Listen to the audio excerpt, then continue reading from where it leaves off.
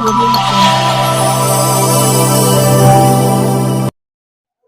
दोस्तों, मैं हूं प्रोफेसर श्रीवास्तव। आप देख रहे हैं TV7 न्यूज यूपी। दोस्तों, आज इंडिया गठबंधन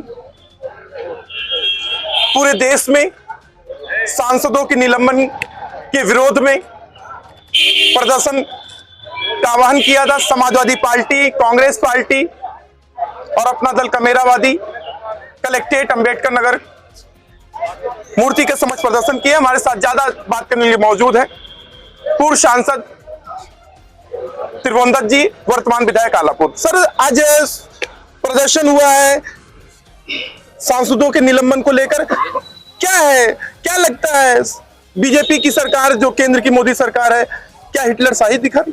आप देख रहे हैं कि आज भारतीय जनता पार्टी की जालिम सरकार संविधान और लोकतंत्र को दरकिनार करते हुए, बड़े पैमाने पर संविधान और लोकतंत्र को दरकिनार करते हुए तानाशाही का संकेत दे रही है। और निश्चित तौर से कहीं न कहीं ये संकेत इस देश में संविधान और लोकतंत्र पर बहुत बड़ा खतरा है।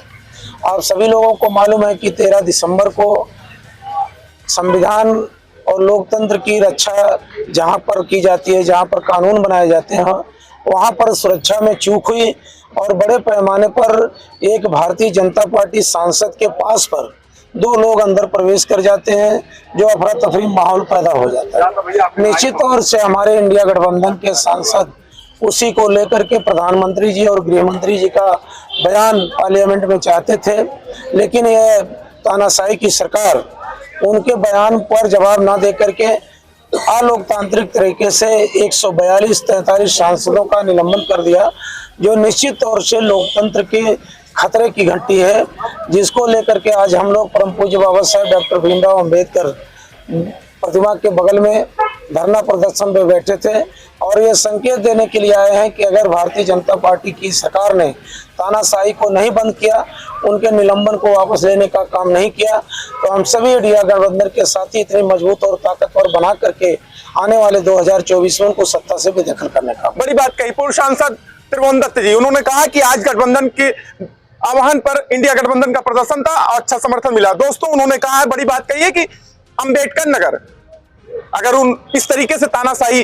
अपनाएगी बीजेपी की केंद्र की मोदी सरकार, निश्चित तौर से 2024 में साफ हो जाएगी। बड़ी बात। मैं professor Srivastava, TV7 news, Ambedkar Nagar. दोस्तों, यह वीडियो अच्छी लगे ज्यादा शेयर करें, लेकिन लाइक और कमेंट करना मत भूलें। का होता है, लेकिन माननीय जिलाधिकारी महोदय, आप भारतीय जनता पार्टी के जिलाध्यक्ष के रूप में काम करते हुए भारतीय जनता पार्टी के नेताओं को मंच उपलब्ध करा करके उनके फसल गाँव करवाने का काम कर रहे हैं। समाजवादी पार्टी इसका विरोध करती है और समाजवादी पार्टी आपसे कहना भी चाहती है कि जो हमारे प्रधानों से, जिले के प्रधानों से वसूली हो रही है, जो जिले के प्रधानों से अनायास पैसा लेकर के भाजपा के काम किए जा रहे हैं, इनको आप बंद करवाने का काम करें, नहीं तो नए वर्ष की शुरुआत में समाजवादी पार्टी अंबेडकर नगर सड़क पर उतर करके आपसे भी निपटने और लड़ने का काम करेगी। ये हम आपसे अपील करना चाहते हैं और आपसे भी कहना चाहते हैं, माननीय जिलाधिकारी महोदय, अगर आपको ज्यादा शौक है भारतीय जनता पार्टी को पसपे तौर पर ललित करने का, तो आप जिलाधिकारी की कुर्सी छोड़ दो,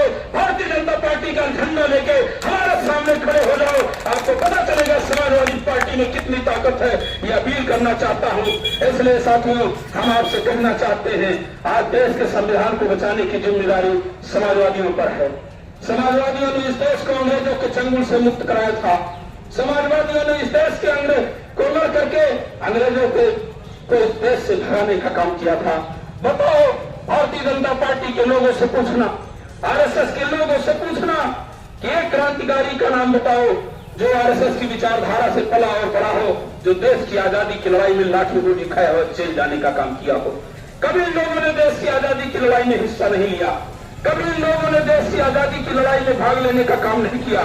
लेकिन जब देश समाजवादी विचारधारा के शहीद आजम भगत सिंह, चंद्रशेखर आजाद, अशफाकुल्लाह खां, पंडित राम प्रसाद बिस्मिल से लेकर के, और जब 1942 का देश भारत छोड़ो आंदोलन महात्मा गांधी जी के नेतृत्व में हुआ, तो यही हमारे स्वर्गीय डॉक्टर राम मनोहर लोहिया और समाजवादियों ने पूरा लुका छुपी का खेल अंग्रेजों से खेलते हुए 1942 के भारत छोड़ो आंदोलन को सफल करवाने का विधायक का होता है। लेकिन माननीय जिलाधिकारी महोदय, आप भारतीय जनता पार्टी के जिलाध्यक्ष के रूप में काम करते हुए भारतीय जनता पार्टी के नेताओं को मंच उपलब्ध करा करके उनके हैं, समाजवादी पार्टी इसका विरोध करती है। और समाजवादी पार्टी आपसे कहना भी चाहती है कि जो हमारे प्रधानों से, जिले के प्रधानों से वसूली हो रही है, जो जिले के प्रधानों से अनायास पैसा लेकर के भाजपा के काम किए जा रहे हैं, इनको आप बंद करवाने का काम करें, नहीं तो नए वर्ष की शुरुआत में समाजवादी पार्टी अंबेडकर नगर सड़क पर उतर करके आपसे भी निपटने और लड़ने का काम करेगी। ये हम आपसे अपील करना चाहते हैं। और आपसे यह भी कहना चाहते हैं, माननीय जिलाधिकारी महोदय, अगर आपको ज्यादा शौक है भारतीय जनता पार्टी को पसपी तौर पर ललित करने का, तो आप जिलाधिकारी की कुर्सी छोड़ दो, भारतीय जनता पार्टी का झंडा लेके हमारे सामने खड़े हो जाओ, आपको पता चलेगा समाजवादी पार्टी में कितनी ताकत है। ये अपील करना चाहता हूँ। इसलिए साथियों, हम आपसे कहना चाहते हैं, आज देश के संविधान को बचाने की जिम्मेदारी समाजवादियों पर है। समाजवादियों ने इस देश को अंग्रेजों के चंगुल से मुक्त कराया था। समाजवादियों ने इस देश के अंग्रेज को लड़ करके अंग्रेजों को इस देश से भगाने का काम किया था। बताओ, भारतीय जनता पार्टी के लोगों से पूछना, आरएसएस के लोगों से पूछना कि एक क्रांतिकारी का नाम बताओ जो आरएसएस की विचारधारा से पला और बड़ा हो, जो देश की आजादी की लड़ाई में लाठी गोली खाया हुआ जेल जाने का काम किया हो। कभी इन लोगों ने देश की आजादी की लड़ाई में हिस्सा नहीं लिया, कभी इन लोगों ने देश की आजादी की लड़ाई में भाग लेने का काम नहीं किया। लेकिन जब देश समाजवादी विचारधारा के शहीद आजम भगत सिंह, चंद्रशेखर आजाद, अशफाकुल्ला खां, पंडित राम प्रसाद बिस्मिल से लेकर के, और जब 1942 का देश भारत छोड़ो आंदोलन महात्मा गांधी जी के नेतृत्व में हुआ, तो यही हमारे स्वर्गीय डॉक्टर राम मनोहर लोहिया और समाजवादियों ने पूरा लुका छुपी का खेल अंग्रेजों से खेलते हुए 1942 के भारत छोड़ो आंदोलन को सफल कराने का